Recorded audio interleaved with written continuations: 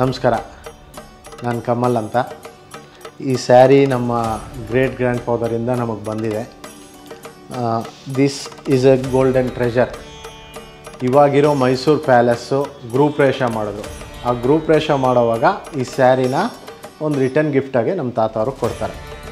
ಮುತ್ತಾತ ಅವರು great grand father Tunga ಆದಪ್ಪ ಶೆಟ್ಟರು ಅಂತ ಅವರು ಬಂದು ಎಚ್ರಾಫ್ ಆಗಿದ್ದರು ಮೈಸೂರು ಪ್ಯಾಲೇಸಲ್ಲಿ. ರಾಜರವ್ರ ಜೊತೆ ಒಂದು ಎಚ್ರಾಫು ಅದು ಅನ್ನೋದಕ್ಕಿಂತ ಫ್ರೆಂಡ್ಶಿಪ್ಪಲ್ಲಿ ತುಂಬ ಕ್ಲೋಸ್ ಆಗಿದ್ದರು ಅವ್ರ ಹತ್ರ. ಸೊ ಈ was A jeweller also. So lot of social works ಮಾಡ್ತಾಯಿದ್ರು, ಚಾರಿಟಿ ವರ್ಕ್ಸ್ ಮಾಡ್ತಾಯಿದ್ರು. ಇವತ್ತಿಗೂ ಅವ್ರ ಹೆಸರಲ್ಲಿ ಅಲ್ಲಿ ತುಂಗ ಆದಪ್ಪ ಶೆಟ್ಟಿ ಅಂತ ಒಂದು ಚೌಲ್ಟ್ರಿ ಇದೆ.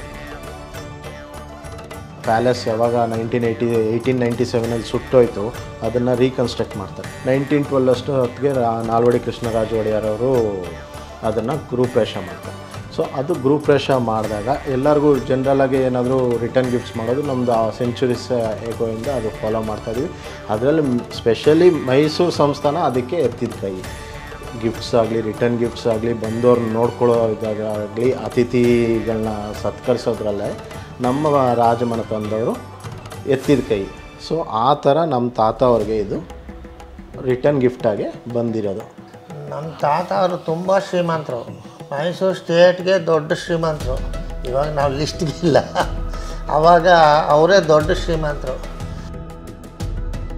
ನಮ್ಮ ತಾಯಿ ನಮ್ಮ ಅಜ್ಜಿಯವರು ಕೂಡ ಇದನ್ನು ದೇವರಿಗೆ ಇಟ್ಟು ಪೂಜೆ ಮಾಡ್ತಾಯಿದ್ರು. ಸೊ ದಸರಾಲ್ಲಿ ಮಾತ್ರ ಪೂಜೆ ಮಾಡ್ತಾಯಿದ್ರು. ಅವಾಗೆಲ್ಲ ಮನೆಯಲ್ಲೇ ಇಟ್ಕೊಂಡಿದ್ರು.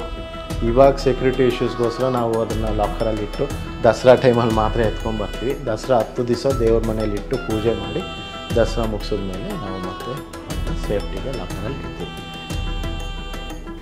ನಮಸ್ಕಾರ, ನನ್ನ ಹೆಸರು ಸೌಮ್ಯ ಕಮಲ್ ಅಂತ. ಈ ಸೀರೆ ಬಗ್ಗೆ ಹೇಳೋದು ಒಂದು ನಮಗೆ ಪ್ರೌಡ್ ಮೂಮೆಂಟ್. ಖಂಡಿತ ಇದು ನಮ್ಮ ಪ್ರೈಡ್ ಕೂಡ. ಈ ಸೀರೆ ಬಗ್ಗೆ ಗ್ರೇಟ್ನೆಸ್ ಏನಂದರೆ, ಫಸ್ಟು ನಮ್ಮ ಲೋಗೋ, ನಮ್ಮ ರಾಜರ ಲೋಗೋ ಗಂಡು ಬೇರುಂಡ, ಹಾಗೆ ನವಿಲುಗಳು, ಗಿಳಿಗಳು, ಕುದುರೆಗಳು, ಆನೆಗಳು, ಹಾಗೆ temple border, the beautiful temple border, golden Jerry. ಇದು ಬಂಗಾರದ ಸೀರೆನೇ.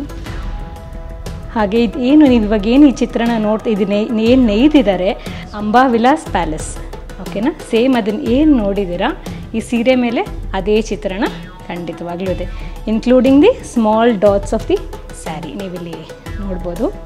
ನಾವು ಈಗ ಏನಕ್ಕೆ ತೋರಿಸ್ತಾ ಇದ್ದೀವಿ ಅಂದರೆ, ಇಟ್ಸ್ ಎ ಹೆರಿಟೇಜ್.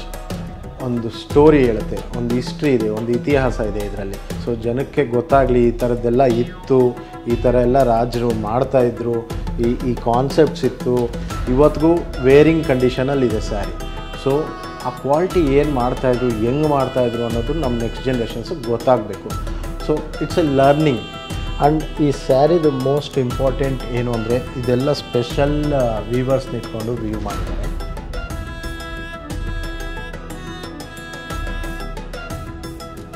ಯಾವುದೇ ಸೀರೆ ವೀವಿಂಗ್ ನೋಡಿ, ಇಲ್ಲಿಂದ ಅಲ್ಲಿವರೆಗೂ ಥ್ರೂ ಹೋಗುತ್ತೆ, ಥ್ರೂ ವೀವಿಂಗ್ ಹೋಗುತ್ತೆ. ಇದರಲ್ಲಿ ಏನು ಅಂದರೆ, ಮೋಟಿವ್ಗೋಸ್ಕರ ಈ ಥ್ರೂ ವ್ಯೂ ಇಲ್ಲಿ ಕಟ್ ಮಾಡಿ ಮತ್ತೆ ವ್ಯೂ ಮಾಡಿದ್ದಾರೆ, ವಿಚ್ ಈಸ್ ವೆರಿ ಯೂನಿಕ್. ಇದು ತುಂಬ ವೀವರ್ಸ್ ಮಾಡಲ್ಲ, ವೆರಿ ಸ್ಪೆಷಲೈಸ್ಡ್ ವೀವರ್ಸ್ ಕೈಯಲ್ಲಿ ಮಾತ್ರ ಇದು ಮಾಡೋಕ್ಕಾಗೋದು. ಸೊ ಇಂಥದ್ದೆಲ್ಲ ಗೊತ್ತಾಗಬೇಕು, ಅವರು ಕಲ್ತ್ಕೋಬೋದು ಅನ್ನೋದಕ್ಕೆ ವೀವರ್ಸ್ಗೆ. ಇದು ನನಗೆ ಹೇಳಿದ್ದು ಒಂದು ಟೆಕ್ಸ್ಟೈಲ್ ಎಕ್ಸ್ಪರ್ಟ್ ಬಂದಿದ್ದರು, ಅವ್ರು ನೋಡಿಬಿಟ್ಟು ಇದನ್ನು ಹೇಳಿದ್ರು. ಇದು rarest colour and such A beautiful colour. ಇದನ್ನು ಮೈಸೂರು ಪಿಂಕ್ ಅಂತಲೇ ಕರಿತಾ ಇದ್ರಂತೆ ಆಗ. ಇವಾಗ ಈ ಕಲರೇ ಬರಲ್ಲ. ಹೌದು, we don't get this colour. Even in ಪೇಂಟಿಂಗಲ್ಲೂ ನಾವು ಈ ಕಲರ್ ತರೋಕ್ಕಾಗಲ್ಲ. And we are really blessed. ನಮ್ಮ ಫ್ಯಾಮಿಲಿಗೆ ಈ ಸ್ಯಾರಿ ಕೊಟ್ಟಿರೋದು ಖಂಡಿತ ಬ್ಲೆಸ್ಡು. ನಾವು ಯಾವತ್ತೂ ನಮ್ಮ ರಾಜರ ಫ್ಯಾಮಿಲಿಗೆ, ಮಹಾರಾಜರ ಫ್ಯಾಮಿಲಿ ಖಂಡಿತ ಚಿರಋಣಿಯಾಗಿರ್ತೀವಿ ಅಂತ ಹೇಳೋಕ್ಕೂ ಇಷ್ಟಪಡ್ತೀನಿ. We are really blessed. Thank you. ಇವಾಗಿನ ಸೀರೆಗಳು ನೀವು ನೋಡಿದ್ರೆ ಒಂದು 5 ವರ್ಷಕ್ಕೆಲ್ಲ ಒಂಥರ ಡಲ್ ಆಗಿಬಿಡುತ್ತೆ, ಅಥವಾ ಕಲರ್ ಚೇಂಜ್ ಆಗಿಬಿಡುತ್ತೆ, ಫೇಡ್ ಆಗಿಬಿಡುತ್ತೆ. ಇದು ಏನೂ ಆಗಿಲ್ಲ. ಅದಕ್ಕೋಸ್ಕರ ನಾವು ಅದನ್ನು ಪ್ರಿಸರ್ವ್ ಮಾಡಿ ಇಟ್ಕೋಬೇಕು.